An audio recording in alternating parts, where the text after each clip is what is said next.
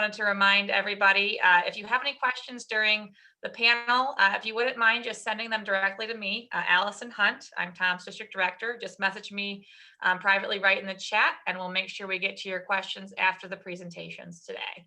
And I'll turn it over to Tom now. Well, I thank you, everyone, for coming together to our virtual 6th annual Manufacturing Summit for this panel on workforce development. But I just wanted to welcome everybody this morning and say hello. I see the mayor of Olean there, jumps right out at me. Hello, Mayor. Good morning. Good to see you. I hope you've found these panels so far informative and valuable. We had the chairman, or I call him chairman because he'll always be chairman to me, now the ranking member on the Republican side of the Ways and Means Committee. The other day, we've had Josh Gottheimer join us on the other side of the aisle from New Jersey, my Democratic co-chair of the Problem Solvers Caucus yesterday with our host from CNBC. And and I'm looking forward to tomorrow where we'll be hosting the Treasury Secretary live.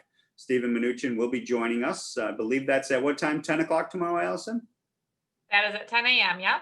Yeah. So Steven's going to be joining us tomorrow, and he is obviously a stakeholder with a lot of influence over policy that's impacting not only America but the world. And to have access to him for that hour session is something I hope you would find valuable and informative also. So encourage everyone to share with all their friends and fellow folks that are out there that may be interested in that, to please join us with the Treasury Secretary tomorrow to have a conversation and ask questions that are on your mind. I've been working with him over the last 2 weeks and well, actually last 8 weeks in regards to trying to deliver this COVID-19 stimulus package that we're trying to land the plane on. I was up late last night.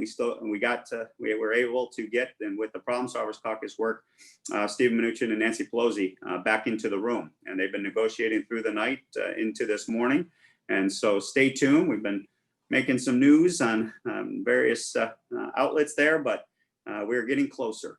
So that's the good news, but we still got an uphill battle to land this plane in regards to delivering relief for the American people back home and trying to set aside politics. But you have a great panel here today.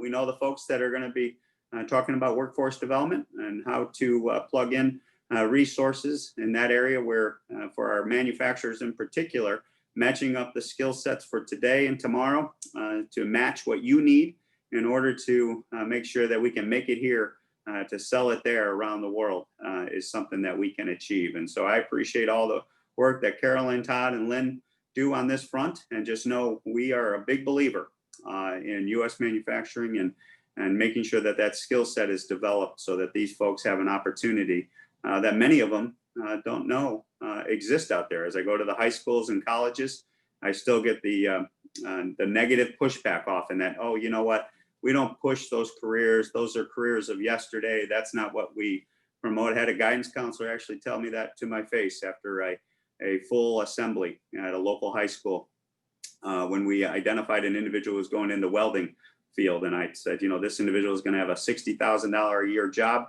with no college debt and 100% guaranteed placement in one of our local manufacturing firms there in Chemung County. And I was infuriated that she would say that to me. And she knew how I felt on the issue. Let's just say that. But anyway, look forward to being with you tomorrow. But without further ado, I'll turn it back over to Allison and to the next panel. But thank you. And know we're always here if you need anything, 24/7. Give us a call. Appreciate all you do out there. And I think it's yours now, Allison. I think it is mine.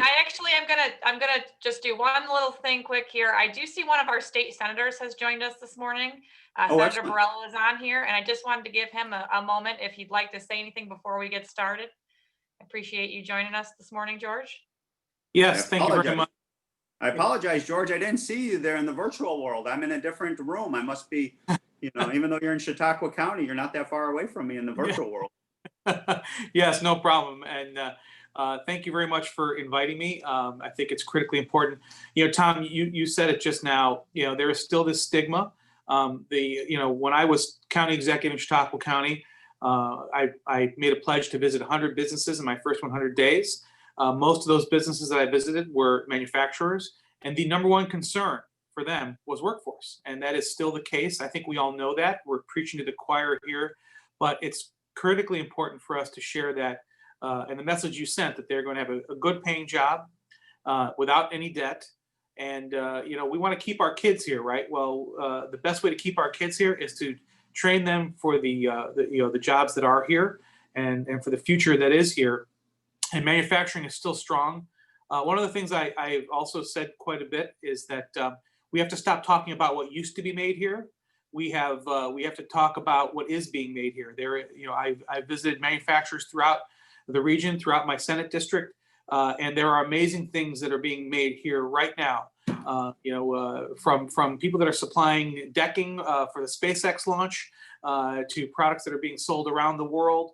There are so many great things for us to be proud of, and this manufacturing summit is another opportunity for us to get together and collaborate and talk. But I would just strongly encourage everyone to talk about the great manufacturing that is going on here and the importance of workforce to keeping a future here and our children here. So thank you very much. Well said, George. Couldn't have said it any better. Allison, the floor All is right, yours. we're going to get started right in with our panel. We're honored this morning to have Carolyn Lee. Carolyn is the Executive Director of the Manufacturing Institute, the workforce and education partner of the National Association of Manufacturers, the nation's largest industrial trade association. In her role, Ms. Lee leads the Institute in its goal of supporting the manufacturing workforce of today and growing the manufacturing workforce of tomorrow.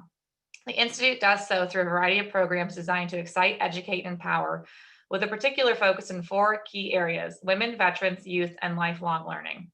Ms. Lee was raised in a manufacturing family. She saw from a young age the transformative impact manufacturing can have on communities, families, and the men and women who build the world around us. Now it's what drives her every day as she works to bring manufacturing's powerful potential to more Americans. And go ahead, Carolyn, you are up. Thank you, Allison. And that's right. I grew up in a manufacturing family. Downstate, though, I grew up on Long Island back in the days. I remember hearing commercials on the radio about Grumman before it was Northrop Grumman. So quite some time ago, but it was the heartland, or I guess it was the hotbed of aviation coming out of World War II. So I appreciate being here, getting to talk to some folks from New York. I'm based I'm based in DC, but outside of DC, since we've all been remote for a while. But Congressman Reed and the team have been tremendous leaders, both with the Congressman's leadership with the House Manufacturing Caucus, and of course the Problem Solvers Caucus. And has just been a true leader in promoting policies that help American manufacturing and help manufacturers find skilled workers, which the state senator, Borrello, you were exactly right, that is still the #1 problem for manufacturers has been a skilled workforce. The Institute, as Allison said, grows and supports the manufacturing industry's skilled workers for today and tomorrow, and really have a focus on the advancement of modern manufacturing. We are a nonprofit. We are a charitable nonprofit focused on workforce and development and attached to the National Association of Manufacturers, which is the largest industrial trade association. And really in our role at the Institute, we're seeking to, we serve as trusted advisors to manufacturers, helping them with resources and knowledge and problems and programs to solve the challenges that we face in the industry to bring our workforce and develop the workforce we need. As you all know, manufacturers have mobilized to respond to the COVID-19 pandemic in ways that are unseen in modern history, and reminds me a lot of all the stories that we heard and all of what we had to do to respond in World War II, right? The arsenal of democracy has become the arsenal of healthcare response and medical response.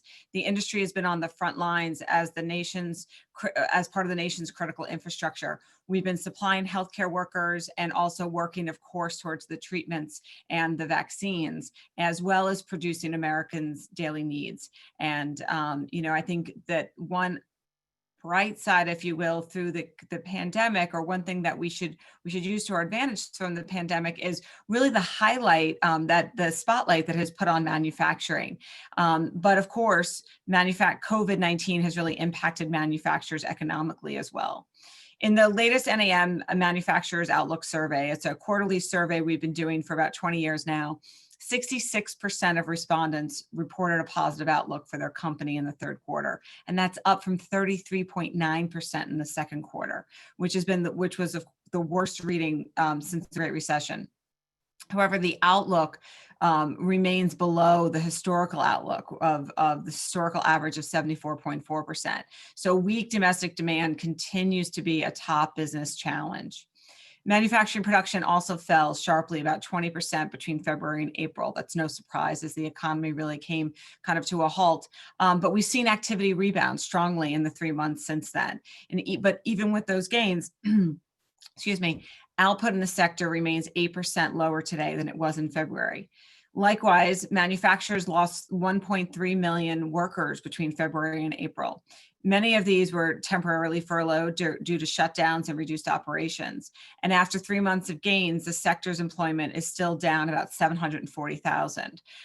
We expect a continued growth over the next few months, perhaps adding another 300,000 by the year end. But even still, we have about 400,000 open jobs in the sector.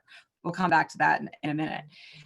Despite dramatically changed labor market, half of the respondents in the Outlook survey said that they continue to expect workforce challenges to be a top concern moving forward, especially as baby boomers continue to retire. A baby boomer retires about every 8 seconds. So according to a study that we've long done with our partners at Deloitte, our skills gap study, the sector may have as many as 4.6 million jobs that need to be filled between now and 2028. Of those, 2.4 million jobs could remain unfilled because we don't have the people with the skills. So this is what that is at the heart of our discussion today. And these 2.4 million jobs, if unfilled, could reduce GDP by $2.5 trillion over the decade. So, the numbers are not likely to change in the aftermath of the crisis. People keep saying, okay, with this current shift in employment and unemployment, is the skills gap still there? It is, because we don't have the people coming out who are looking for jobs who have the skills we need in the sector. The sector is no longer what it once was. You can't just come out of high school with no skills and automatically be able to get a job. And that's not a bad thing. It's actually a good thing, because the jobs today that are in the sector are high skilled, which means they're paid, they're well paying. They are still a pathway to middle class and family supporting wages. And the skills once earned are something that you get to keep. So it is a valuable skill to earn, and not only in, the wage growth, but also in a skill that you have and you possess and gives you value in the labor force. So we believe there are 3 main gaps and 3 reasons for the skills gap facing the manufacturing sector. One, I already mentioned, the aging workforce. A quarter of our workers are 55 or older. Number 2, and the congressman said this so well, perception problem. And I think this is our biggest challenge. I think that cracking the perception problem is the thing that, if we do, everything else can fall in place. Too many people still see manufacturing as either dirty, dark, and dangerous. And I recall factories as a kid, and they were not what they look like today. Today, they are modern, they are bright, they are clean, they are full of technology. It wasn't necessarily that way when some of us were young. And certainly it's not our grandparents' manufacturing anymore, but this mindset persists. Or people think the other thing, that it's all robots and there are no more humans. And of course, we know that isn't true anymore. And so there's this idea that manufacturing isn't a solid career. It is not something that, is a great opportunity. Instead, it's like the other, maybe lesser path. And we've got to work to change that as a sector. And then, of course, there's this shifting skill set. All of this technology, all of this new machinery, all of the new capabilities we have in our production today requires new skills, and that's not a bad thing. But the key, the heart of the skills that what we need in the sector today are teamwork, problem solving, digital skills, and critical thinking. All of these things, which are inherently human skills, not for jobs that are going to likely be replaced by automation, and yet skill sets that I think are completely achievable and reachable for the grand majority of our population. Teamwork, problem solving, digital skills, critical thinking. I'll say that again. really core skills. So, the pandemic has been disruptive on employment in many fields, and that's requiring workers who are looking for new pathways to obtain or seek out new credentials as they change their career. And this is a really great opportunity for us in manufacturing. We need an all of the above solution to the skills gap. That includes training. It includes training, 3, 6, 9, 12-month programs. It also it requires upskilling, continual upskilling of the workforce you have. The next best worker you have for a new position is probably a worker who's already in your facility. With the right upskilling, you can bring them there. And then, of course, earn and learn programs. We've talked a ton about apprenticeship programs, formal and informal, registered and unregistered. Really the ability to earn your skills and earn income while you're learning these skills is truly critical and a great way to train people ready for these jobs of today without incurring a huge amount of debt. We also need 2- and 4-year degrees. This isn't a competition. It's not, you go to 4-year college or other. It could be all of the above. It could be stackable. You need to continually to learn and upskill throughout your life. That is the world we live in today. And the continual upskilling will allow you to compete and be able to continue to secure great employment. We also need continual focus on certifications, more certifications that goes to lifelong learning, and also a focus on second chances. There's a lot of people coming out of our nation's prison system who actually have the skills, the aptitude, the interest, and are just looking for that second chance. And as manufacturers, we can help deliver that. So there's a number of specific opportunities to help manufacturers close the skills gap that all of us can do and solve together. We need to spread awareness of manufacturing opportunities, things like Manufacturing Day, which of course is tomorrow, October 2nd. But if you aren't ready for Manufacturing Day tomorrow by holding a virtual event or a safe in-person event, if you can do that, any day can be Manufacturing Day. This year, more than ever, we're going to spread these events out, over the year to make sure that we're able to bring students, policymakers, thought leaders, and influencers like parents into our facilities to see what modern manufacturing is all about. So you can also work with your local manufacturers to get a clear sense of what the workforce needs. Workforce is a local issue. It's a regional issue. It requires the work of manufacturers together with community colleges, high schools, institutions of higher learning, all coming together, the 4-year programs, all coming together to just make sure that we're training for, as Senator Borelli said, that we're training for those skills that are needed locally. So not esoteric, skills, but that you're training students for what the job openings are to make sure that they have a pathway to employment. If you're a manufacturer, visit with your local community college, learn what programs they have to both upskill your current workforce and help them choose what programs to train for, to train your new employees, and give them that guidance of what the skills and training are that are important to you as a business, so that you can all succeed as a community. Encourage more earn and learn opportunities, apprenticeship type programs, and continue to invest and partner and participate in industry recognized credentialing. Together, we can close the skills gap and change the perception of the sector, which will really help us rise and compete and continue to compete in a global economy. And now more than ever, it's critical that we do this in order to succeed. So I know I went through a lot in just a couple of minutes. Happy to answer questions as we go along. And Allison, I'll give it back to you. And thanks for having me today. Absolutely. Thank you, Carolyn. We're happy to have you as a resource here for our audience and for our office as well.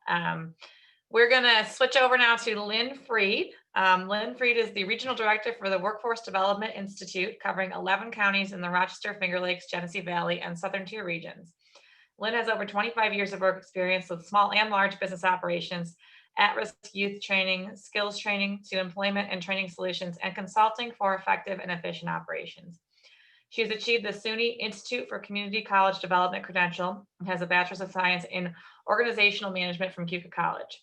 Lynn is a recipient of the FAME, Finger Lakes Advanced Manufacturing Enterprise Star Award, and serves on several committees, including the Finger Lakes Regional Development, Economic Development Council, to promote education and training to build a skilled workforce pipeline for core sectors industries in our region.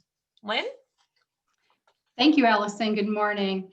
And thank you to Congressman Reed and the whole Congressman's team for the opportunity. A little different, but I think we're all used to the virtual platform, different than the in-person annual event that he has. I do have a couple of slides, so I'm going to go ahead and bring this up. I did want to give a little bit more introduction to WDI, Workforce Development Institute, for those that may not have heard about us yet. There are actually 2 WDIs in New York State. I'll start with the Governor's Workforce Development Initiative. We often hear about larger grant dollars that's specific towards. I am not with that affiliation. I am Workforce Development Institute, which is also a New York State nonprofit organization. We're tasked with assisting workforce and economic development in New York State, and we do that in with several different modalities. We have what's referred to as boots on the street, where myself as a regional director, there are 10 of us across the state, go out and visit with business, with industry, with the training providers, with the Department of Labor, all of the workforce offices and workforce and economic partners. We do that together, what we refer to as workforce intelligence, that is used both with our interactive grants programs as well as just anything solutions-based for workforce development and economic development. With that, I will go to the share screen.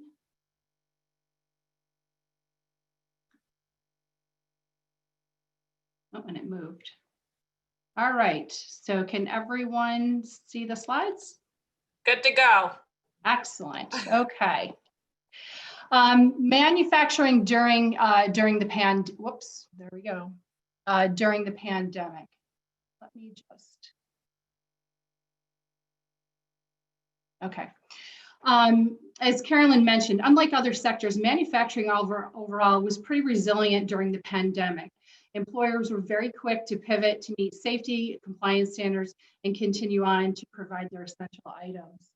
It also forced us to really take a look at the supply chain and reevaluate. Early shortages when the pandemic first started reminded us that there's extreme risk relying on long distance and overseas supply chains. Reshoring industries that had moved out of the US to strengthen domestic supply chain is crucial to our safety and our security. And it was remarkable how quickly this shifted.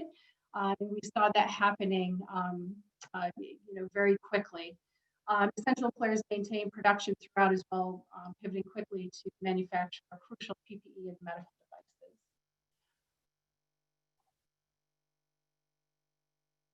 devices. Oh, and now.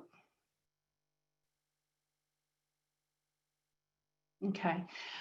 Career pathways into manufacturing. I want to talk about an example that we were involved in. So again, just kind of expanding on what Carolyn had mentioned. With unemployment, what it is, career awareness is really important at this time. And again, with manufacturing, the stigma remains that it's really unknown what great opportunities lay in the manufacturing industry. And what's great, the other thing that's notable about this is the flexibility. It can be non-credit training, pre-apprentice, apprenticeship, boot camp, certificate opportunities, all of which are offered through the local community college BOCES systems, as well as other training providers. So it's really an industry where you can come in at any level, depending on what's going on in your life. And I'm going to focus more on the entry level, kind of get your foot in the door opportunities that can truly jumpstart a career. So certified production technician, which almost no one recognizes this term, CPT. It's through the Manufacturing Skills Standard Council. It's a national certificate. And working with manufacturers over the last few years, as well as through the pandemic, it's continually come through that people entering into the manufacturing industry really need foundational type of skills. And often this certified production technician certificate offers a lot of that. There's 4 modules to it. The flexibility that's allowed within the certificate, I think, is also very beneficial. An individual can graduate from one of the certificates, or they can get all of them to complete the whole module. What's important there is again, the awareness piece, and working regionally with your employers and training providers. So we have one example in the Western Buffalo region where there was one large manufacturer that said, geez, they only needed 1 or 2 of these modules, and they actually worked with a local high school. So for kids that didn't have a clear-cut path moving forward into a traditional college degree program, were able to take this program, take the 1 or 2 modules that they needed that specific employer was looking for, and complete the program, and then apply for positions with that manufacturer. So that's one example. I want to go on to another example to show that the regional piece of this is very important. Here in part of the region that I see that in the 11 county, between Ontario County, Monroe County, and Wayne County, we pulled together, specifically in Monroe and Ontario counties, a consortium of about 12 to 15 employers. Again, they all agreed without recognizing the term CPT. When we showed them the syllabus and the foundational skills that this program provides, all of them were interested and said, yes, this is what we're looking for. So pre-pandemic, we had pulled together this consortium, worked in partnership with the local community college at Finger Lakes. Todd's on next to talk a little bit more about this as well. We worked with the Department of Labor, the One Stop Office. We worked with RTMA, which is an apprenticeship facilitator for the New York State apprenticeship programs. So we worked with that consortium of employers to identify the skills that they specifically needed. The other thing that I like about the CPT program is its flexibility. So for some employers, beyond that foundational process, if they completed all 4 modules, which this consortium of employers was interested in, the hours that are gotten with this program can count towards related apprenticeship instructional hours, not the physical on-the-job work that needs to be done, but the instructional hours.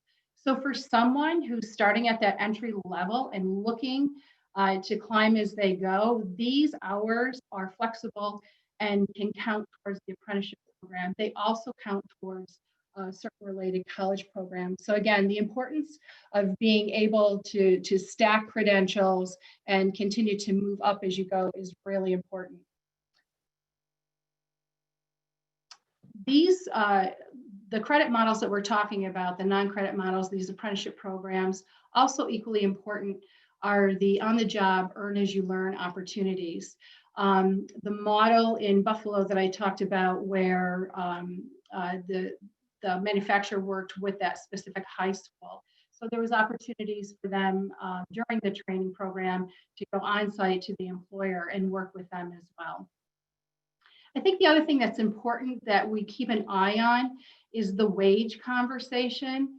Part of what we've seen with the shift of unemployment rates going so high as they have is wage rates have fallen for some of the same skilled work. So, you know, as we truly look at an ecosystem, and I think the pandemic has given us an opportunity to further look into how critically important this is and how fragile we are as we looked at, you know, kind of all systems going a little bit haywire as we've gone through this.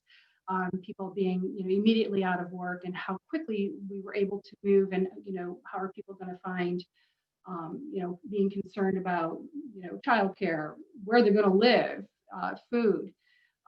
So the wage conversation is a larger conversation. It's a difficult conversation, and there's a lot of layers to it, and it's complex. But I think as we go through the whole workforce conversation and the efforts that we're all involved in, really understanding that even, you know, entry level, get your foot in the door, skilled work is really important. And we need to take a look at, you know, when someone is skilled, they're more productive on the job floor, and there's a value to that. Investing in the individual, invest in our manufacturing enterprise industry, and invest in us as communities and the overall ecosystem. I also wanted to share that WDI has developed a new online platform called Future Skills Exchange. So this is available to New Yorkers, and this gives anyone an opportunity to check out any of these types of programs specific to manufacturing, as well as other industries. There's assessments in there, and this can be for the job seeker who maybe has been, you know, maybe they're with a different industry track. Maybe they had been in food service and hotel tourism, and they're wanting to get into a different career track. They can go on this website, this platform, and look for training programs that are closer to them, and it'll directly connect them with that education and training providers to take a look at that. The link is there. I also wanted to discuss energy manufacturing. At WDI, we're watching this very closely, and we're watching as energy manufacturing across the state continues to grow with a significant pipeline of renewable energy projects. All of these require a large number of manufacturing components. In 2019, there were more renewable energy sector, solar and wind was installed than any other form of electricity generation. And that's just the beginning. Across the US, wind is creating opportunities in factories with over 530 factories, including New York, and that's within a 43 state area. Over the next 5 years, it's projected that hundreds of wind turbines will be installed in the Atlantic Ocean and on land in states. At the same time, tens of thousands of solar panels will be installed. Each wind turbine itself is made up of around 8,000 manufacturing pieces. So, and that's just the wind industry alone. The Solar Energy Industry Association tells us that there are 894 businesses in New York that work in the solar industry, and 109 of those are manufacturers. So that's just the tip of the iceberg. NYSERDA has developed a wind supply chain database where they're wanting manufacturers to enter into that so that they are aware of projects that come out, resources and supports that are attached to it. I have a couple additional links on there. The American Wind Energy Association link is on there, and the Citizens Campaign, which is offshore wind actually being taken a look at at the Great Lakes. Thank you very much. Sorry about that, Lynn. I was still muted. Thank you for that presentation. Lynn has been a great asset to our office as well. And the next speaker is actually associated with her former position before she switched over to WDI. We're excited to have Todd with us today to talk about a local community college and how they're partnering with a manufacturer to make sure that they have the workforce they need. Todd Sloan is the Director of Workforce Development at Finger Lakes Community College. FLCC is recognized for its advanced manufacturing programs that are developed in strong partnership with employers. This ensures that knowledge, skills, and credentials are current and relevant. As a result, programs then become an integral part of local communities' talent pipeline. Prior to working at FLCC, Todd developed programs in the skilled trades, applied mathematics, customer service, and personal leadership, several of which became state or national best practices. At present, his focus is on strategies to help companies attract, retain, and upskill the right employees for long-term success. Todd? Thanks, Allison. Thank you all for being here. I appreciate it. This is a wonderful event, and thank you to Representative Reed for hosting it again this year. My main focus this morning is programs in advanced manufacturing at FLCC. I think one of the elements of our programs since I've been there, and really through my predecessors, is our strong connection we have to employers.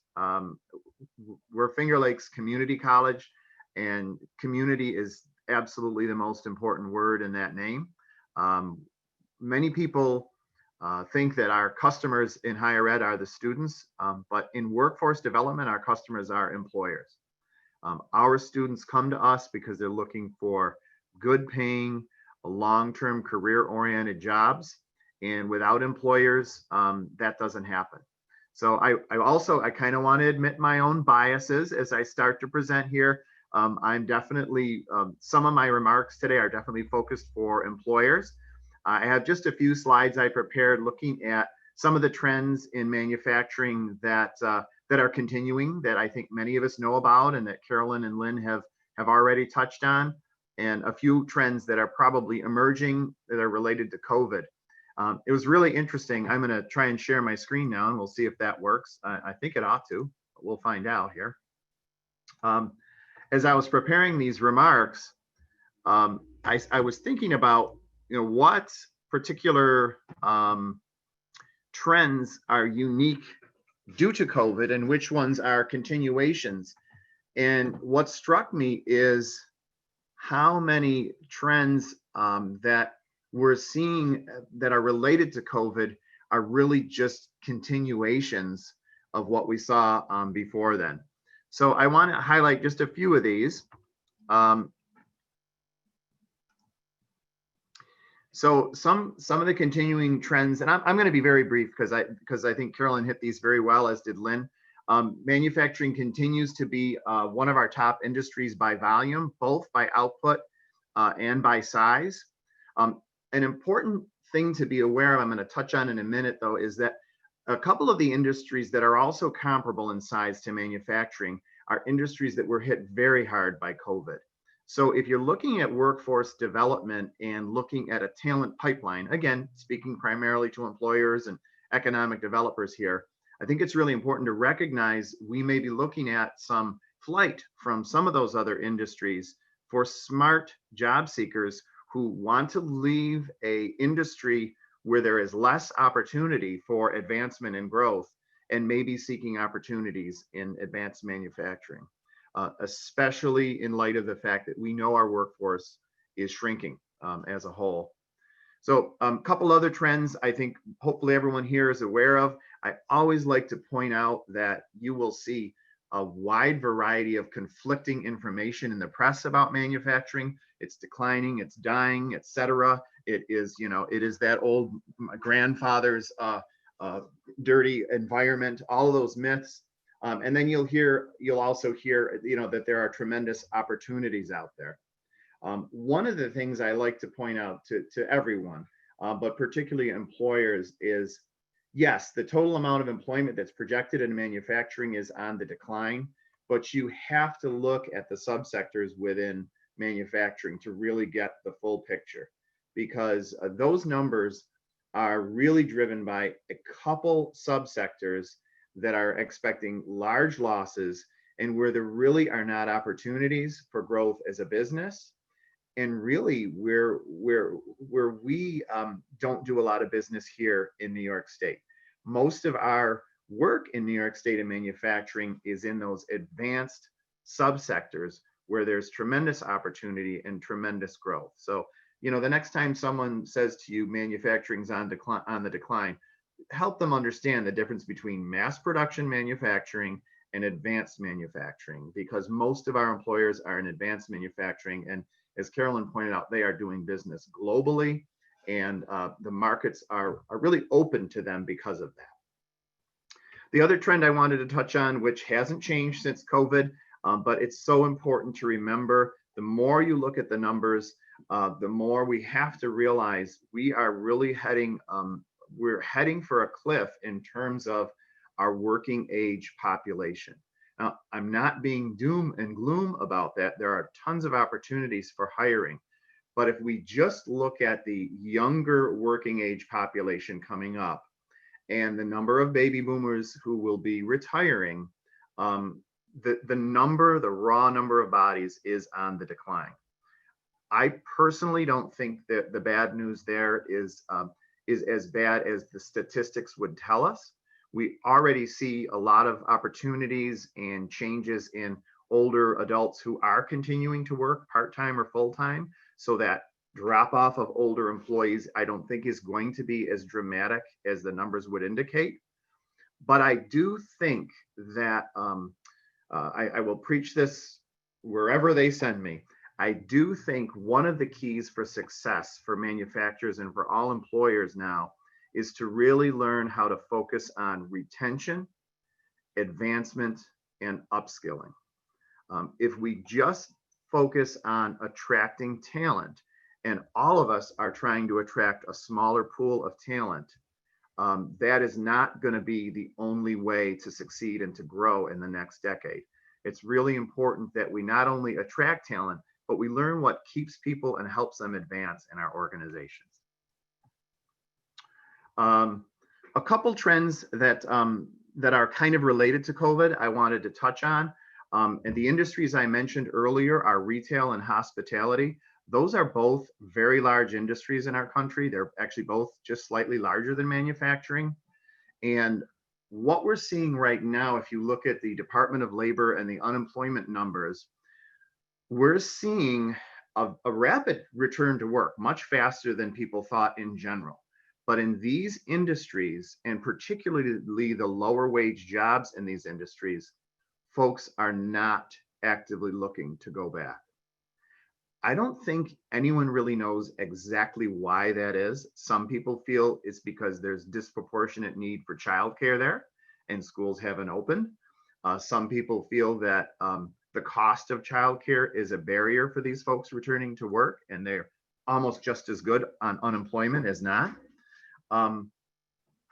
The other reason that I think is an opportunity for advanced manufacturers is that a number of individuals in this population, and it's a large population of unemployed people right now, are simply disenfranchised with what they used to do. It's, I hate to say this, but it's almost the silver lining of COVID. In my field in education, we saw these young people in these industries working because minimum wage was going up and they didn't have a career mindset. And they said, well, I can do a job that doesn't take much training or much commitment and earn a decent living. I'm not sure if decent's quite the word, right? But earn a decent living. And we were always challenged with helping them to understand what is going to happen for you in 2, 3, 4, or 5 years. There's no opportunity for advancement in your field, or very, very little. Do you want to, in 5 or 10 years, be still earning minimum wage without any opportunity for advancement? So I think one of the things that COVID has done is really help these individuals look in the mirror and say, maybe it is time to look at an industry or a line of work that is more of an opportunity and will provide more advancement. So I'm just kind of touching on a pattern there. I won't spend any more time on it, but I do think there are opportunities to capitalize on that when you're looking at developing your talent pipeline as an employer. Upward wage pressure, I think, has actually been reduced a little bit during COVID. We were seeing some issues in our region with the rising minimum wage starting to actually compete with much more skilled, much more career-oriented jobs in manufacturing. I think that is actually reduced now. And the other thing that's definitely a result of COVID, but is probably a strength that everyone on this call has, is we've certainly have seen companies who have the ability to recognize their capabilities, to pivot in terms of products that they output, and focus on retaining their existing folks, are the ones who have been more resilient and had more success. And as Lynn pointed out, manufacturing has by and large been very, very resilient through COVID in comparison. I mean, this is a challenging situation for all of us regardless, but in comparison, this has been a very resilient industry. So I'm really encouraging employers to look at, if as an organization, you survived the last couple economic downturns, you learned how to pivot, you learned how to adapt, you became resilient and flexible. And so those skills and qualities in organizations are just going to be that much more important going forward. Couple things for talent workforce development that I think are important in light of what I just talked about. The historical view of talent as an expense, what I call, this very crass way of putting, but I say, looking at people like they're a bag of skills and asking yourself, how much can I get for my money with those bags of skills, is absolutely a losing strategy going forward in the future. Because if you, for example, if your wages aren't competitive, they don't have to be the best in class, but if your wages aren't competitive with other manufacturers in your region, you will have people leave over pay. But interestingly, pay is not why people stay. Inadequate pay is why people leave. But if pay is adequate or comparable or fair, what we're seeing with the younger generation of employees from a cultural point of view is that the reason they'll stay are much more about the kind of environment they want to work in. So what I'm trying to say briefly is, I think winning strategies, as long as your pay is fair and reasonable, winning strategies for recruitment in the current and future environment is really to look for people who are an excellent fit, not just for the industry, but for your company. So I think a strategy that makes sense is to think of your prospective employees as customers. If your organization has marketing material or a marketing page, you tell prospective customers why they should do business with you in comparison to another company. So in advanced manufacturing, we need to put that same kind of message out there. What is unique and exciting and even challenging about working in manufacturing? What is unique, exciting, and challenging about your organization? And look for people who are your kind of people, organizationally and from an industry point of view. We know, Lynn can tell you, Carolyn can tell you, we know how to train people for those important job-specific skills in manufacturing. I will take the person who's the right fit and the right person in the right seat and train them any day of the week, as opposed to someone who's got great skills but does not belong in my industry or my organization. And as talent gets thinner and thinner and more challenging to find, we can't afford to keep training other people's employees who leave us in 3 to 6 months. We need to find those people who are going to be with us for the long term. So my mantra throughout COVID has been an old saying that necessity is the mother of invention. And I truly think it's been very, I'm not going to say it's not a challenge, but it's been actually kind of exciting throughout COVID to see how so many of our partners have found a way despite their challenges. And I do really think that COVID in a way has been a mirror that's forced us to look more closely at some trends we knew were coming down the line, but that maybe have accelerated. So before I wrap up, I'm an educator. I'm going to give you all homework. Okay. I do have a homework assignment for you. In brackets here on this slide, I put just a couple days ago, New York State, through a consortium of people much smarter than I, published a new way forward, which is a set of recommendations and actions for New York State policy in workforce in general, but that includes manufacturing. I think it's a must read. A lot of the recommendations there have to do with the way the state could spend some of the discretionary dollars that Representative Reed is advocating for through COVID relief and through the Problem Solvers Group. So I really would encourage you to read that and think about getting involved in how you can advocate for the use of those funds going forward. All right, thank you very much. Thank you, Todd. We really appreciate your input, and obviously Finger Lakes Community College is doing some great things in the area of manufacturing, so we appreciate their work. I do have a few questions here. We're going to start with one for Carolyn.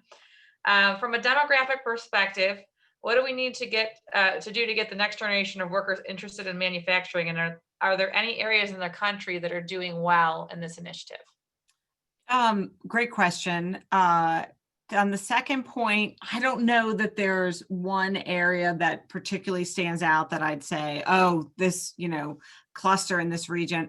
But the thing that does work where it's working, so something that can be deployed anywhere, and Todd alluded to this on his slide, is the why. So all of the research tells us the millennials and the Gen Zs and whatever they're calling the group that comes next is they want to be productive and they want to be contributing to something larger than themselves. The meaning of work is valuable in addition to the work itself. And so as manufacturers, we have a story that is so powerful because what we do is make the things that the entire country, the world needs to survive in the pandemic, what we need to combat the pandemic, and then just things that make people's lives better. So the why and the desire to have an impact on the world can be achieved through manufacturing. So we always talk about, research says that women go into healthcare because they want to care for people. We can care for people in the sector, in manufacturing, right? By creating the things that make people's lives better. We need to tell our story better. And when we talk about being a creator, and go to creatorswanted.org, that's our nationwide initiative with the NAM to tell the story of modern manufacturing, where it resonates because it's about the why and the individual. So, we've got to do a better job of telling our own story. Great. Can I add to that? Absolutely. In one of my visits with employers, this was a couple of years ago, it was Liberty Pumps. They're either in Genesee or Wyoming County, I forget which. But we talk about the workplace culture and the workplace environment, and they had obviously started investing in a whole culture shift. And they said, our goal is to become a workplace destination. And I said, wait a minute. I said, that's a new term. I've never heard that before. I said, what is a workplace destination? They said, we have no idea, but we're going to become one. So I think, as we talk about this, and Todd, you alluded to in your slides, there's a paradigm shift occurring. As younger generations are coming in, the reason people are working, employers are hearing this, and they're starting to take a look back. Retention is critically important. No one can afford the turnover for someone to walk out the door for a reason they don't want to be there for this or that. If they're unhappy with the workplace environment, the workplace culture. Part of that conversation, and very timely, ties into diversity, equity, and inclusion. And, again, the timing of the world today begs this conversation to continue to move forefront. How do we make employers, and what do we share? How do those environments and those cultures embody a presence that is diverse, equitable, and inclusive for all? And we know that, I totally agree, Lynn. And the thing is that we know from research that companies that are more inclusive and more diverse have better financial results, right? So it's going to help you on retention. It's going to help you on culture. Culture eats strategy, right? Everyone knows that saying. But also you have more innovation if you have more people with ideas and if you have diverse ideas. So it all comes back together to make it as more competitive. Thank you very much. And I think the next one is kind of a follow-up to that for Todd, in part, probably for Lynn as well. At a college like FLCC, when you're not just trying to recruit into the companies, but you're trying to recruit into your programs, how do you get the next generation to be interested in these manufacturing programs that you offer? Partner. Yeah, no, we are absolutely taking a collaborative approach. So we certainly reach out to the general public, but we have very extensive partnerships with K-12 school districts in our region, all of them. They are all at the table with us. Economic development and workforce development. A couple of emerging areas that we're seeing employers who are, I don't know, maybe ahead of the curve, I might say, are partnering with DSS, Department of Social Services and Human Services. There are a lot of very motivated and talented people there who, yes, many of them will need training. But again, the training they need is in the job specific skills, the motivation and the interest in a long-term career is there. So there's not really a magic bullet. I think a number of the things Carolyn touched on, we just have to continue to demystify the stigma of manufacturing and just stay on that point. We'll have to persist with that to the general public. But outside of that, we're always partnering with organizations where we know there is talent. We know there's a desire for what I call a career rather than a job. I hope that's helpful. I say partner with any of those organizations as a good place to start. I would add to that, and I totally agree with Todd. In today's day and age, it is collaborative partnerships, leveraging all resources. And a lot of it is simply, hoofing it out on the street, going from place to place, whether it's K through 12, whether it's Department of Labor one-stop offices. The other thing that I noticed prior to my time with WDI, I was also at FLCC, also in the non-credit department. Never underestimate the power of the employer. Anytime we had an event, if it was an orientation to get into these programs, and as Todd said, a lot of work has been done. It's no longer paying tuition to buy a ticket to a seat. It is truly about profiling an individual to make sure they're getting into the right seat for the right training program, for the right career, for both, for the individual and for the industry. And then working, but it's very powerful to have employers in the room when you have an orientation event. So you have an open orientation event. Okay, this is this training program. Here are the expectations of the training program, here is what a career in manufacturing looks like, a career in production looks like, a career in welding looks like. And to have the employers stand up and explain that or give a tour of where they're going to be. You have natural deselection take place, which is perfect, because if I go through a manufacturing environment and I go, what is that smell? I can't work with that. There's no sense in all of us collectively in the workforce environment to utilize resources and spend resources on somebody who in the end just says, geez, I can't be there. For whatever those reasons may be. But and then to have the employer get up and speak and say, you know, we're here because we're interested in you. You're not even in the training program yet, but we're looking to hire the people that graduate. People want to know, I think one of the painful things we learned from the 2008 recession was that, you know, there was a plethora of dollars that came out for training and we didn't measure those up. So there were some industries where there was overflow, we oversaturated, and other industries that remained, you know, there wasn't enough coming into there. So I think people are a little bit more hesitant, all of us, and for the workforce community, hopefully we're a little bit wiser so that when we're doing this, and I'll go back to the CPT example that I spoke about, I was there in hand, in partnership with FLCC, with the Department of Labor, talking to the employers in the room, literally saying, how many openings do you have for this? We need you at the table to go through the orientation process for the participants who want to go through a process that helps educate all of us. Are they the right individual to get into that training seat for that career? And with the employer standing there, what you get at the end of that, and with everyone agreeing, working together, then it ends up, then you get to, at the end, have graduation events where Tom Reed has done it before, or you, Allison, get up and say, geez, you know, not only are we here for an exciting graduation event, but we also get to report that all of the graduates are already either hired or have multiple offers of employment. So the connectivity needs to be that strong. You know, I'll date myself and go back to the old movie, you know, Field of Dreams. You can build it, but they will not come. They do not come. And we live in really extreme times. And all these examples, I think, we're flooded sometimes with advertising about great jobs, great careers. But really, we have to be selective. And I think another thing, too, that we're going to see as time goes on here, unfortunately, because of the last recession just being 12 years ago, we literally have populations of people that were impacted by the first recession, and now they're being impacted again by the unemployment crush.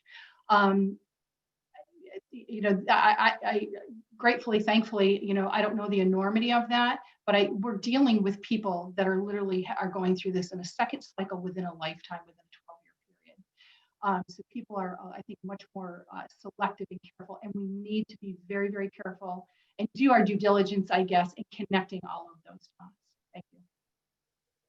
Lynn, that's an excellent point. And I would just add, definitely reach out for employers. That partnership should include your community college. Reach out to them, advocate to be there at their screening events, advocate to be there at their graduations, advocate for tours to become part of their programming. So we do that at FLCC. And if your local community college isn't receptive to it, I don't know, have them give me a call and we'll talk about all the benefits with them. Thanks, Todd. Actually, I have one final question. I hope you all can stick around for it. It's directed at Carolyn. How can you increase awareness of economic impact of high-tech jobs for students, parents, educators, and administrators? Articulate individuals' contributions towards a $2.5 trillion GDP. Manufacturing Day, speaking at local high schools, bringing people in and doing the tour, sharing our story, right? That's what, and Lynn and Todd talked about many of these things too, right? It's an all of the above. Highlighting, I'll tell you, for the parents, highlighting the career salaries, really critical indicator of, you know, like, this is something I should encourage my kid to do. Parents are the #1 influencer after a student's own experience in what they decide to do, right? So we normally think it's guidance counselors. They're way overwhelmed. There's too few of them for how many students there are today. And they're usually focused on college placement or social services, and totally understandable. Parents, though, are undervalued as an influencer. My kids go to summer camps where I choose, right? I say, you get this or this. So the parents are the selector for what the kids get to do. So make sure you're reaching out to the parents with that career and that high wage. And then for the students, about the why, the wow, show them why what you do is exciting and interesting and cool, and not they're going to spend 40 years punching the same widget on an assembly line. That's what people still think about manufacturing. So we've got to change that. We can do that tomorrow through Manufacturing Day and other activities like that, and many of the things that Todd and Lynn both talked about as well.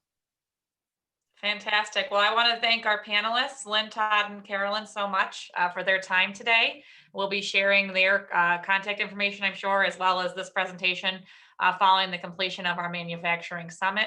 And we just want to encourage you all to take in mind what they said today. And also, please think about joining us tomorrow for our panel with Steve Mnuchin and many other honored colleagues that are going to be joining us tomorrow for the remainder of the time. So we look forward to seeing you then, and we hope you have a great day. Thank you, everyone. Bye-bye.